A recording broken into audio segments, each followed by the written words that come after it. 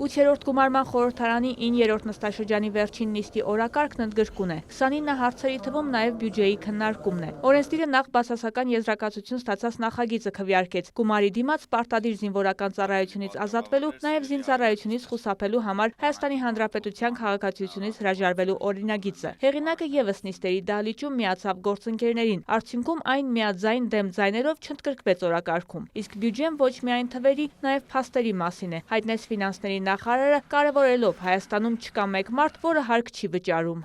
Օրական մի քանի հազար դրամ հարկ փախցնելը պատվաբեր չեն նույնքան, որքան պատվաբեր չեն գողությունը կամ դասական խարդախությունը։ Հատկապես շինարարության ոլորտում գործում են ինքնակազմակերպված խմբեր, որոնք ծառայություններ են մատուցում առանց հաշիվ դուրս գրելու եւ որոշ դեպքերում չունեն նույնիսկ գրանցված իրավաբանական անձ։ 2024-ին գրանցվել է 5.9% տնտեսական աճ, պայմանավորված հիմնականում ծառայությունների աճով, հայտնեց նախարարը։ 2024-ին միջին ամսական անվանական աշխատավարձը աճել է 6.4%-ով, կազմելով ավելի քան 287,000 դրամ։ Գեգամ Նազարյանը հետաքրքրվեց, հաշվարկվել է Իրանի նկատմամբ ագրեսիայի հնարավոր ազդեցությունը տնտեսության վրա։ Անորոշությունները շատ են, այդ սցենարների ենթադրությունները կարող են շատ շեղվել եւ հենց որ զգանք, որ ազդեցությունների կոնկրետությունը իհարկե տեսանելի է, բնականաբար համապատասխան վերլուծությունները կներկայացնենք կառավարությանը։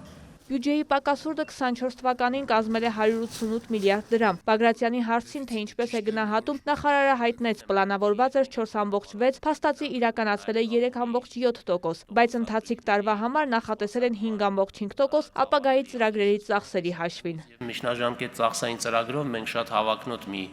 ծրագիր ենք ներկայացրել,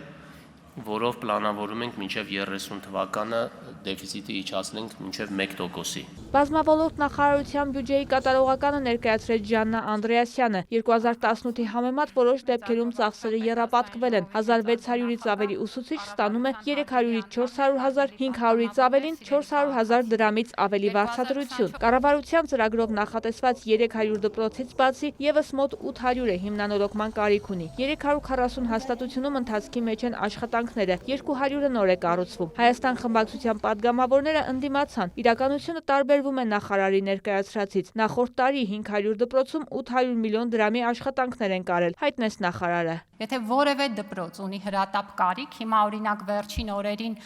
այդ տեղի ունեցած քամու եւ պտտահողմի պատճառով ապարանում 3 դպրոց ունենք, որոնց տանիքները վնասվել են։ Բնականաբար այդ տանիքների ուղղությամբ հատկացումներ են արվելու եւ այդ խնդիրները լուծվելու են։ Հիմա գյուղը կա, շենքը կա, բայց այնտեղ երեխաները դաս չեն անում կամ չեն անելու։ Օրինակ Շիրակի մարզի Հողմիկ գյուղը։ Սեպտեմբերի 1-ից այդ շենքում երեխաները դաս չեն անելու։ Իրենց տեղափոխելու են երեխաներին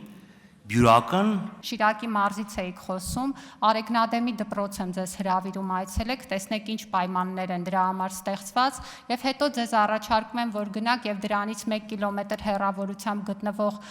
գյուղի երեխաներին ասեք ինչու իրենք չպիտի կարողանան հաճախել Արեգնադեմի դպրոցը։ Ու գիտեք ինչ տեղի կունենա։ Մի տարի հետո այդ մոտակա գյուղի բոլոր երեխաները, ովքեր ունեն հնարավորություն, իրենց իսկ միջոցներով կգնան այդ դպրոց։ Իդեպ սեպտեմբերից ձեր ասածը տեղի չի ունենալու ձեր նշած դպրոցում, այնպես որ խնդրում եմ տվյալները ճշտեք, հետո այդ մասին բարձրաձայնեք։ Արթուր Խաչատրյանը բարձրացրեց նաև գիտական կենտրոնների հարցը, որոնք 2019-ին միավորվել են Ագրարային համալսարանին։ Հայտնեց վերջերս համաշխարհային տնտեսական ֆորումը ռիսկերի գնահատում է արել։ Հայաստանում հիմնական ռիսկը մասնագետների պակասն է համարել։ Մասնագետների պակասի խնդիր մեր երկիրը ունեցել է շատ երկար ժամանակ։ Ես ձեզ կբերեմ ուրիշ զեկույցներ, որ դուք կարող եք կարդալ, պարոն Խաչատրյան, ես ոլորտում շատ երկար եմ աշխատում, զեկույցներ կան, որոնց գրելուն ինքս եմ մասնակցել, բացեք գնացեք կարդացեք 2011-12 թվականների աշխատուժի գնահատման զեկույցները, կարդացեք ոսկերչության, գյուղատնտեսության մյուս ոլորտներում մենք ինչ պակաս ենք ունեցել մասնագետների, հետո եկեք զրուցենք։ Դաշնակցությունը, որ տևական ժամանակ ինքն է ղեկավարել փաստորեն, իրենք են ղեկավարել կրթության գերատեսչությունը, փաստորեն չեն նկատել, որ նախկինում ուսուցչին մանկավարժին դարձրել էին կեղտոտ, արգահատելի քաղաքական պրոցեսի մաս, երբ ստիպում էին նրան ընտրակաշառք բաժանել, երբ ստիպում էին հանձնաժողովներում ձայներ կեղծել։ Օրեր առաջ Շիրակի մարզում, հետո նաև ապարանում մոլեգնած պտտահողմի պատճառված վնասները արդյոք գույքագրվել են։ Հետաքրքրվեցին պատգամավորները նաև տարածքային կառավարման եւ ենթակառուցվածքների նախարարից։ Մարզպետների աշխատակազմերում համապատասխան աշխատանքային խումբ է ձևավորվել, խոսքը եւ Արագածոտնի մարզպետի աշխատակազմի մասին է եւ Շիրակի եւ Տավուշի, ովքեր ուսումնասիրություն են իրականացնում, ներառյալ նաև ձեր թված տանիքների եւ ոչ միայն շատ դեպքերում նաև շարժական գույքի վնասումներ կան,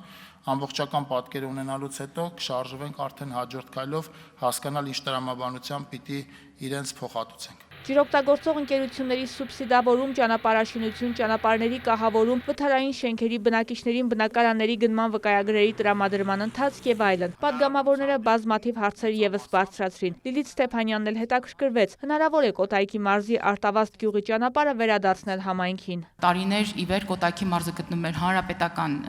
կուսակցության տիրապետության ներքո, այսպես ասած, համայնքային ճանապարհը որոշ հատվածի հետ օտարվել է եւ տրամադրվել է հայտնի օլիգարխներից մեկին,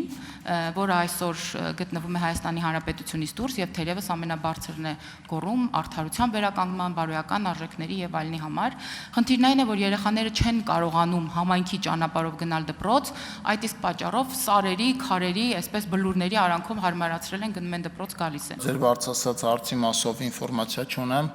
առաջիկայում այնտեղ մեր գործընկերները տեղում ուսումնասիրություն կիրականացնեն եւ ձեզ անպայման դրա մասին լրացուցիչ ինֆորմացիա կտամ։ Կենտրոնական բանկի գործառույթների վրա ինչպիսի ազդեցություն կարող է ունենալ Իրանա-իսրայելական կոնֆլիկտը։ Հաջորդ զեկուցողին հարցրեց Սերգեյ Բագրատյանը։ Տարածաշրջանում ռիսկերը անհամաչափ մեծ են, նշեց Գալստյանը։ Մեր հիմնական այցեքարտը այսօր աշխարհում է տենա, որ այսօր փոթորկվող աշխարհում Հայաստանը մի կետ է, որտեղ մակրոտնտեսական կայունությունը շարունակաբար պահպանվում է։ Իրանը շատ վտանգավոր է, մենք այսօր խորհրդի նիստ ունենք տոկոսադրույքը, գիտեք, որ անփոփոխ ենք թողել, հենց քննարկելով նաև Իրանի հետ կամ Իրանի շուրջ ստեղծված իրավիճակը, որը կարող է բազում սցենարներով հանդես գալ, շատ անկանխատեսելի ու շատ դժվար է այսօր ասել, թե վաղը ինչ կլինի։ Դրա համար ուշ-ուշով հետևում ենք, տեսնենք ինչ կլինի։ 2024 թվականի բյուջեի կատարողականը ազգային ժողովը կքննարկի նաև վաղը։ Վարդուհի Արզումանյան, Դավիթ Մաչկալյան, լուրեր։